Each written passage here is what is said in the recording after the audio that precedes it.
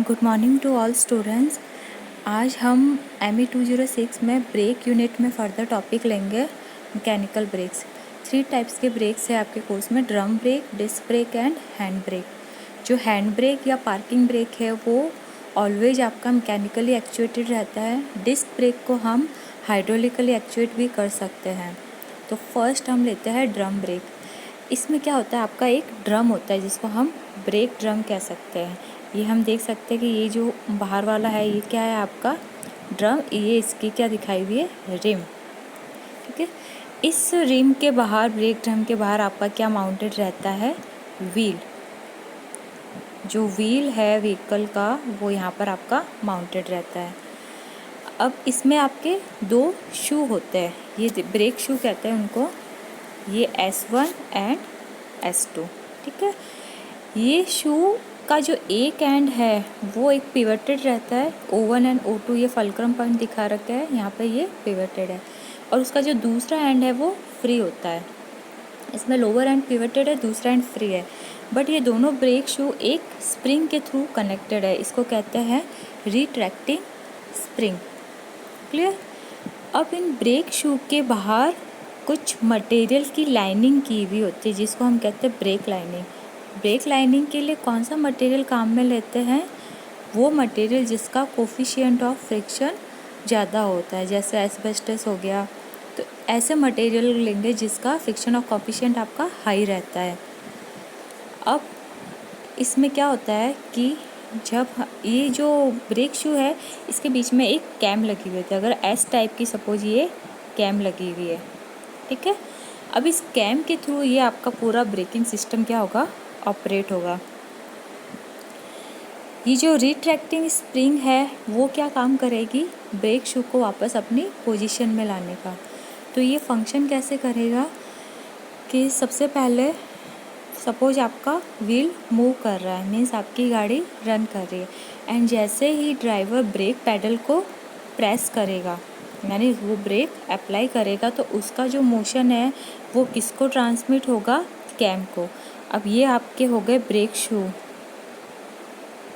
ठीक है, यहाँ पर बीच में आपकी सपोज ये S टाइप की कैम लगी हुई है, तो ब्रेक पैडल का मोशन ट्रांसमिट होगा कैम को थ्रू वेरियस मैकेनिकल लिंकेज, यानी बहुत सारे लिंकेज वगैरह कनेक्टेड रहेंगे, उसके थ्रू वो मोशन ट्रांसमिट किसको होगा, कैम को।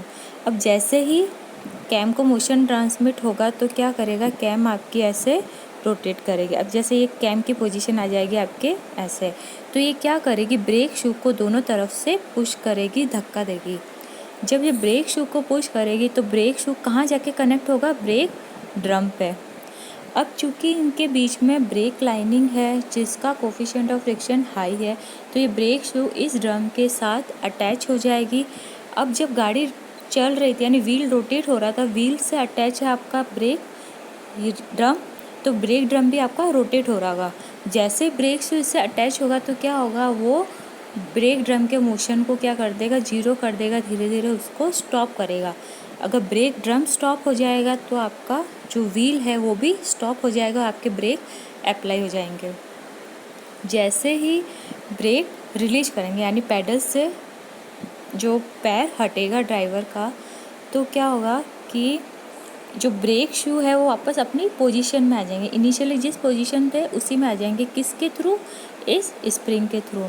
ये रिट्रैक्टिंग स्प्रिंग का फंक्शन क्या हो गया, ब्रेक शू को वापस अपनी पोजीशन में लाना, क्योंकि कैम में मोशन नहीं रहेगा। जैसे ही पैडल से पैर हटाया, कैम का मूवमेंट बंद हो गया, कैम वापस अपनी पोजीशन में आ जाएगा।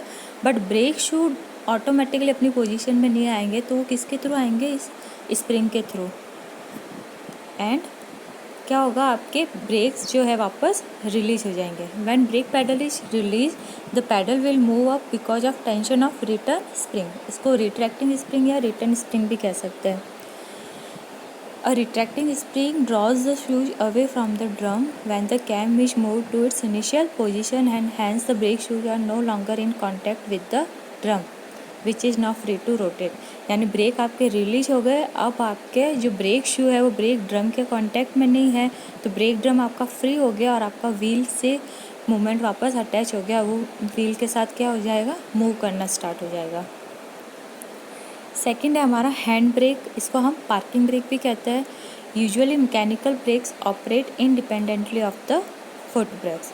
ये जो मैकेनिकली ऑपरेटेड रहते हैं ये फुट ब्रेक से इंडिपेंडेंटली वर्क करते हैं। जनरली ये रियर ब्रेक्स पर अप्लाई होता है। These are use for parking on slopes and during emergency and are also called secondary brakes. On most of the vehicles, hand brakes applies only on the rear brakes. आपको पहले भी बताया है कि जो हैंड ब्रेक्स है वो generally आपके रियर ब्रेक्स पे काम में ले आते हैं और इनको पार्किंग ब्रेक भी कहते हैं, क्योंकि जब आपका व्हीकल स्लोप पे जा रहा है, ठीक है, तो वहाँ पे अगर आपको व्हीकल को स्टॉप करना है तो आपको हैंड ब्रेक अप्लाई करना होगा। उसको हाइड्रोलिकली एक्चुएट नहीं करते बिकॉज अगर कुछ लीकेज हो जाए हाइड्रोलिकली सिस्टम में, पूरा हाइड्रोलिक सिस्टम अगर कुछ लीकेज हो जाए तो आपके ब्रेक फेल हो जाते हैं। इन एमरजेंसी केस में अगर आपके जो फुट ब्रेक है वो फेल हो गए तब भी आपका जो हैंड ब्रेक है वो काम करेगा, फंक्शन में रहेगा, बिकॉज वो मैकेनिकली ऑपरेटेड है। In order to apply the brake, the ratchet is released first by pressing the ratchet release handle, which causes the pawl to move up, disengaging the ratchet. अब इसमें क्या हो सकता है, इस डायग्राम में देखिए ये हैंड ब्रेक का व्यू है। यहाँ पर क्या होता है, आपने देखा होगा फोर व्हीलर में ये हैंड ब्रेक के लिए एक लीवर होता है, इसके आगे एक पुश बटन होता है। अब इसके नीचे क्या होता है, ऐसे ये एक रैचेट होता है जिसमें ये टीथ कटे हुए होते हैं और ये इस लीवर इससे अटैच रहता है। ये पॉइंट पर पिवटेड रहेगा। इसके आगे ये केबल, मैकेनिकल केबल के थ्रू ये अटैच होगा किससे, रियर व्हील से, रियर ब्रेक से। तो क्या होगा, अगर हमको ब्रेक अप्लाई करने तो पहले हमें इस लीवर को इस रैचेट से रिलीज करना पड़ेगा। इसको पुश किया और ये क्या होगा, इस लीवर जो है रैचेट से रिलीज हो जाएगा। देन हम इस हैंड ब्रेक को क्या करेंगे, ऊपर लीवर को पुश करेंगे। जब हम हैंड ब्रेक लीवर को अप करेंगे तो ये रैचेट से रिलीज हो गया और अप करते ही क्या हो गया, हैंड ब्रेक आपके अप्लाई हो जाते हैं। कैसे अप्लाई होंगे देखिए, the brake lever is pulled up which further pulls the cable. जब ब्रेक लीवर को हम पुल करते हैं तो वो क्या करता है, जो केबल से कनेक्टेड है प्राइमरी एंड सेकेंडरी, वो केबल को पुल करता है। Which in them operates the rear brakes mechanically. इससे क्या होता है, आपके जो रियर ब्रेक्स है वो मैकेनिकली लिंकेज के थ्रू अप्लाई होते हैं। The ratchet release handle which had been pressed so far is released now so that the pawl moves down the spring action and engage with the ratchet, thus helping the brakes applied.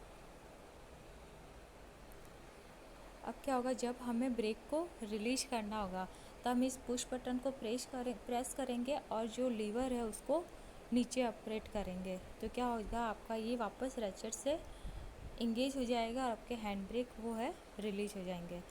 इस तरह से जो hand brake या parking breaks है वो पूरा आपके mechanically operated रहेगा। लास्ट है हमारा डिस्क ब्रेक।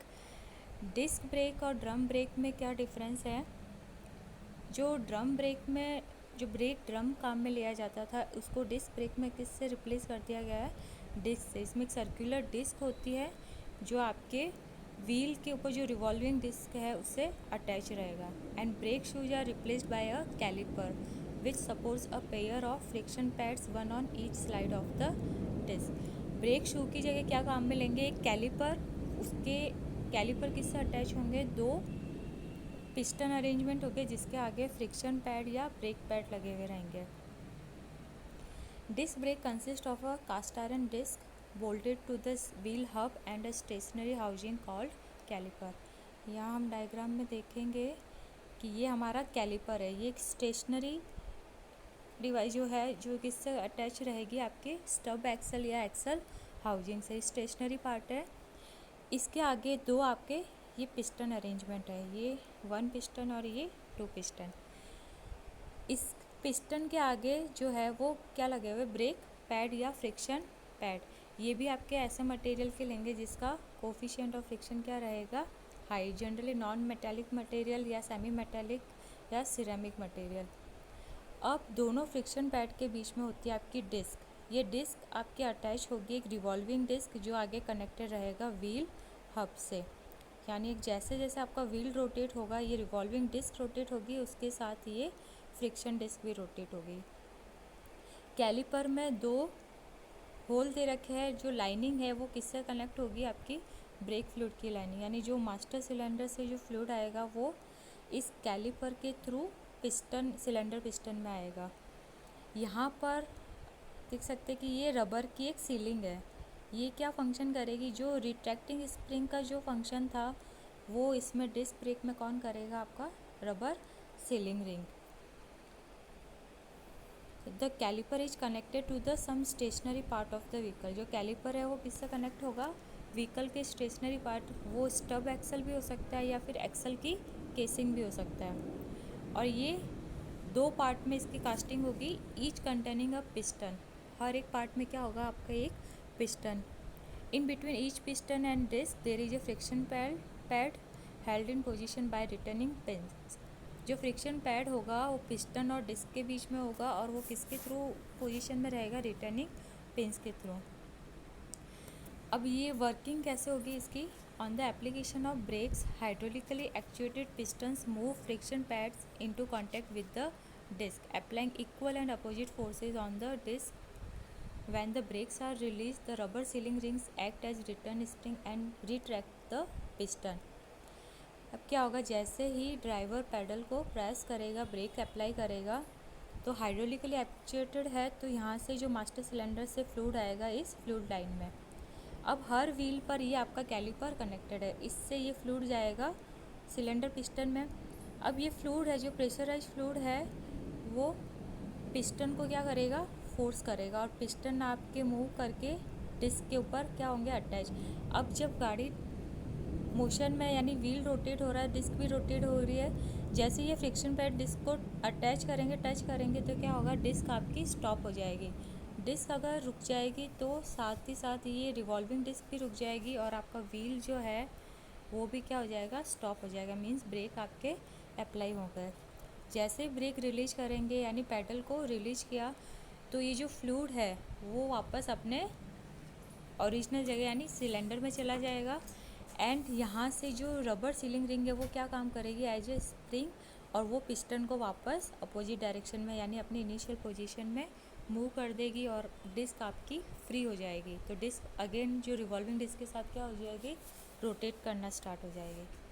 तो इस तरह से जो ब्रेक्स है वो अप्लाई होंगे और रिलीज होंगे। अब डिस्क ब्रेक के एडवांटेज और डिसएडवांटेज क्या है, जो ड्रम ब्रेक के कंपैरिजन में, तो एडवांटेज है फर्स्ट इसका, lighter than drum brake. Drum brake के कंपैरिजन में ये वेट में आपका क्या रहता है, light. Better cooling, braking surface expose directly to air. अब इसमें जो ब्रेकिंग सरफेस है, यानी जो ये फ्रिक्शन पैड है, ये डायरेक्टली एटमॉस्फेयर में एक्सपोज है, यानी तो क्या होगा, इसमें जितनी भी हीट जनरेट होगी फ्रिक्शन की वजह से वो डायरेक्टली कहाँ डेसिपेट हो जाएगी, एटमॉस्फेयर में। तो ये बेटर कूलिंग प्रोवाइड करेगा। बेटर रेजिस्टेंस टू फैट, ये इजीली टाइम के साथ ब्रेक्स जो है फैट भी नहीं होते हैं। यूनिफॉर्म प्रेशर डिस्ट्रीब्यूशन, बिकॉज ये मैकेनिकली नहीं होके आपका हाइड्रोलिकली एक्चुएटेड है, तो जो प्रेशर डिस्ट्रीब्यूशन होगा वो इसमें क्या रहेगा, यूनिफॉर्म रहेगा।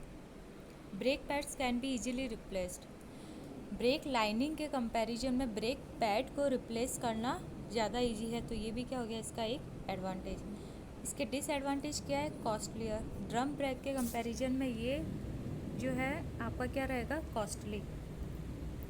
Higher pedal pressure required, there is no servo action in this brakes, इस ब्रेक्स में हम सर्वो एक्शन अप्लाई नहीं कर सकते। एंड क्योंकि इसके जो अरेंजमेंट्स होते हैं इसके वो थोड़े टिपिकल रहते हैं। Difficult to install and adequate parking attachment, इसकी कंस्ट्रक्शन की वजह से इसके साथ जो पार्किंग अटैचमेंट है वो इंस्टॉल करना थोड़ा डिफ़िकल्ट रहता है। तो यहाँ तक हमारे मैकेनिकल ब्रेक्स फिनिश हुआ। नेक्स्ट वीडियो लेक्चर में हम हाइड्रोलिक ब्रेक्स को डिटेल में पढ़ेंगे। Thank you.